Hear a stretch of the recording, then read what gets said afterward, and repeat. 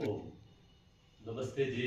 आज हम झारखंड प्रदेश के रांची शहर में, जो राजधानी भी है, यहाँ एक DAV Nandram public DAV Nandraj public school है, जहाँ हम आधुनिक शिक्षा प्राप्त करते हैं।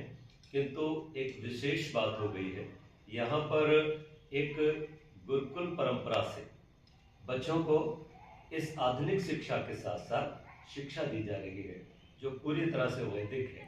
और इसके लिए हमारी आचार्य जी जो हैं, वो पाणिनि महाविद्यालय गुरुकुल वाराणसी से यहाँ पर लगातार इन बेटियों का निर्माण कर रही हैं। आचार्य जी से मैं आग्रह करूंगा, 1 मिनट में यहाँ की विशेषता कुछ बताएं, फिर मैं कुछ कहूँगा।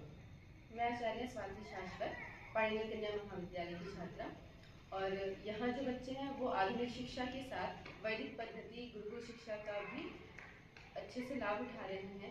यहाँ बच्चे सिर्फ वेद व्याकरण इत्यादि ही नहीं, बल्कि शास्त्र के साथ शस्त्र विद्या भी सीखते हैं, जैसे लाठी हो गया, तलवार हो गया, कराटे, इन सब की भी शिक्षा लेते हैं। और ये सिर्फ डॉक्टर इंजीनियर ही नहीं बनेंगे, बल्कि वीरांगना के साथ ऋषिकाएं भी बनेंगी। तो मैं इन बच्चियों के साथ अभी लगातार 5 दिवस से हूँ। यहाँ बेटियां सुबह शाम दोनों समय यज्ञ और संध्या करती हैं।